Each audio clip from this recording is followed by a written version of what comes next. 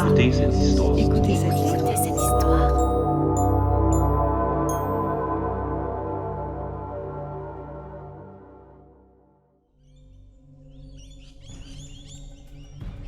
Nous y voilà. C'est ici que l'aventure s'achève. Je ne compte plus les dangers qu'il m'a fallu affronter pour atteindre cet endroit. J'ai franchi les mers, résolu des énigmes, déjoué 1000 pièges, avant de pouvoir, enfin, me tenir au sommet du sanctuaire des ailés. Mon corps est perclus de douleur, mes paumes égratignées par la longue ascension. Je suis couverte de boue à cause de ma traversée chaotique de la jungle. Mais je prends le temps de savourer ce moment. Je ne suis plus à une minute près désormais. Perché en haut d'un temple monumental, sculpté à même la roche rouge, j'embrasse du regard l'époustouflant panorama. En contrebas, très loin en contrebas, s'étend l'exubérante forêt tropicale de Takmendu. Son vert intense se pare d'une myriade de fleurs colorées dont le parfum capiteux alourdit l'air moite. La cacophonie de la jungle mélange cris de singes, de volatiles et stridulations d'insectes exotiques. Elle s'atténue avec la distance. Des groupes d'oiseaux aux teintes vives survolent les arbres dans la lumière rasante du couchant. Embrasé par les derniers rayons du soleil, Takmendu offre un spectacle à couper le souffle. Mais je ne suis pas là pour admirer le paysage. J'ai une mission. Résolue, je fais face au temple. Des sculptures ornent toute sa surface, à l'intérieur comme à l'extérieur, parfois même dissimulées sous la végétation qui a envahi l'endroit. S'il subsistait le moindre doute, le voilà envolé. La statuette se trouve ici, quelque part, cachée dans les entrailles de ce lieu ancestral. Appalant, je m'engage dans les profondeurs du sanctuaire. Je bouillonne d'impatience et d'excitation, mais je ne peux me permettre de baisser la garde. L'écho de mes pas se répercute dans les hauteurs d'un sombre couloir. J'évite agilement les rideaux de plantes et de toiles d'araignées géantes. L'atmosphère est encore plus étouffante ici. La sueur dévale mon front et mon dos, mais qu'importe. Je m'y suis habituée au cours des derniers jours. La lumière du soleil décroît tandis que j'avance, me plongeant peu à peu dans l'obscurité. Je m'arrête et lève un bras. Une incantation s'échappe de mes lèvres et la rune gravée sur ma peau s'illumine d'une chaude clarté. Je brandis ma main comme une torche, puis reprends ma progression. Dans cette pénombre ambiante, je ne remarque pas le mouvement furtif qui s'écarte de la lueur. Tout en observant attentivement le sol et le plafond, endroit de prédilection pour des pièges embusqués, je laisse traîner ma main libre sur les bas-reliefs des murs. Les représentations de la statuette y sont omniprésentes, mais entre les lianes qui recouvrent la pierre, j'aperçois aussi d'étranges scènes, des créatures ailées pratiquant d'occultes rituels, ou bien des symboles qui pourraient correspondre aux éléments.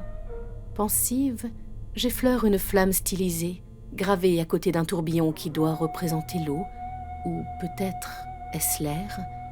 En d'autres circonstances, j'aurais sans doute essayé d'en apprendre davantage sur cette civilisation inconnue. Je me reprends. Ce n'est pas la raison de ma présence ici. Mes doigts glissent jusqu'à la gravure suivante, une énième représentation de la statuette tant convoitée. On raconte qu'elle détient un pouvoir aussi ancien que le monde, un pouvoir né du sang et de la magie. Elle a la réputation d'exaucer le moindre vœu, à condition d'y déverser quelques gouttes de son sang. Perdu dans mes rêveries, j'observe la végétation qui envahit le bas-relief. Curieux, songeais-je, ici les lianes sont rouges et ont l'air plus nombreuses. C'est alors que le mur se soulève sous mes doigts. Avant de comprendre ce qui m'arrive, une poigne de fer me saisit et m'attire brutalement contre la paroi. Je me débats en jurant et baisse les yeux pour identifier ce qui m'agresse de la sorte. Et ce n'est autre que les lianes. Pris de frénésie, les végétaux se sont emparés de mon poignet et croissent à toute vitesse. Plus je m'agite, plus ils se resserrent. Très vite, mon bras entier disparaît sous les tiges aussi solides que l'acier.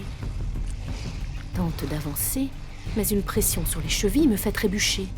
Avec horreur, je me rends compte que d'autres lianes rampent le long de mes jambes. Peu à peu, elles me recouvrent comme une momie. Si je n'agis pas rapidement, elles vont me broyer vivante. Alors là, certainement pas. Il ne sera pas compté que la grande Kadjana aux 1000 sortilèges eût été vaincue par de vulgaires plantes tueuses. De ma seule main libre, celle que la magie éclaire, je saisis ma fidèle machette d'aventurière, accrochée à ma ceinture. Dès que la clarté les approche, les vrilles m'enserrant la taille s'éloignent à toute vitesse. Ronronnai-je avec un sourire mauvais. Voilà pourquoi vous ne poussez qu'à l'intérieur. Je rugis un enchantement. Mes paumes flambent comme des soleils. Aussitôt, les tiges rouges grouillantes s'écartent de toutes parts pour fuir la lumière. Mes dents étincellent dans la pénombre.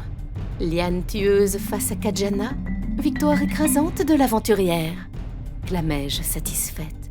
Je m'époussette pour faire bonne mesure, puis reprends mon avancée. Bien sûr, il y a des fléchettes. Il y a toujours des fléchettes. Des serpents ? À foison. Et des pans de sol qui s'effondrent juste sous mes pieds ?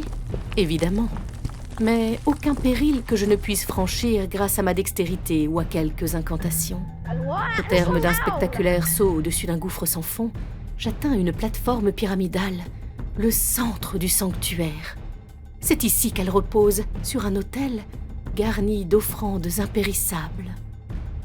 La statuette de Takmendou.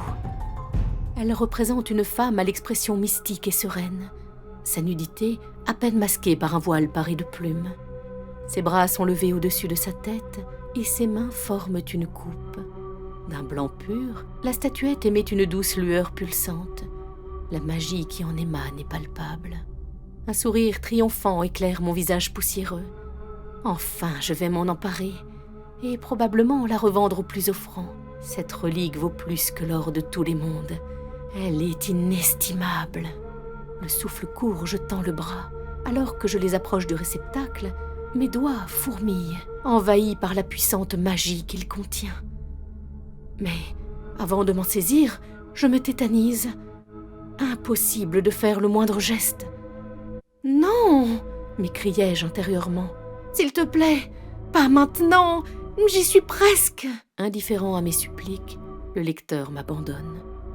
Au son feutré des pages qui défilent et se referment, le décor s'effondre, emportant la statuette avec lui. Résigné, je serre les paupières pour ne pas voir les ténèbres m'engloutir. « Ellie, dépêche-toi, tu vas être en retard pour l'école !» Quelque part dans le monde, une fillette sursaute et relève la tête, arrachée à sa lecture. Elle hésite une seconde, le regard irrésistiblement attiré par les pages. « Ellie !» La petite referme l'ouvrage à contre-cœur. « Oui, maman !» soupire-t-elle. « J'arrive !» Elle s'agenouille sur le tapis moelleux pour fourrer le livre dans son sac à dos avant de dévaler l'escalier.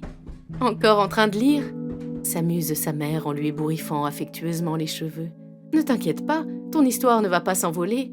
Tu la retrouveras après l'école. »« J'aime pas l'école, » marmonne Ellie. « Je préfère lire les aventures de Kadjana aux 1000 sortilèges. » Elle brandit ses mains comme des armes et entreprend de se battre contre des plantes tueuses imaginaires. « Une vraie guerrière ?»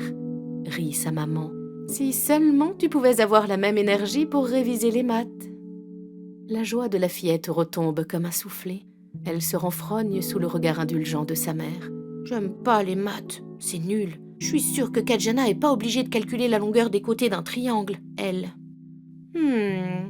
Et si je te dis que si tu travailles bien, on ira acheter un nouveau livre samedi ? »« Oh, d'accord !»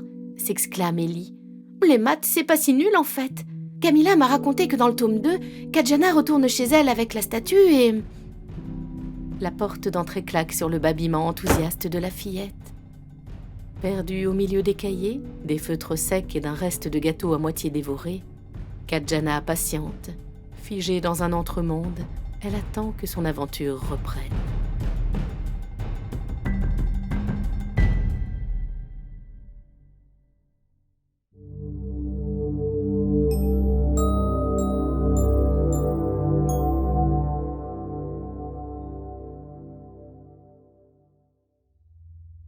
Vous venez d'entendre Kadjana, l'aventurière aux 1000 sortilèges, une nouvelle inédite d'Elune Drill. Elle s'inscrit dans l'univers de son roman Magie d'ombre et d'éther.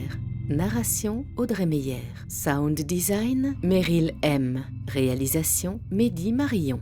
Merci d'avoir écouté cette histoire. Si le style de cet auteur vous plaît, vous trouverez les liens vers son univers, son actualité et ses livres dans la description de cet épisode. Si ce podcast vous a fait du bien, vous pouvez nous soutenir et découvrir d'autres nouvelles d'auteurs francophones. Abonnez-vous, offrez-nous des étoiles sur Apple Podcast, commentez et n'oubliez pas que les meilleures histoires se partagent. Merci beaucoup. À très bientôt.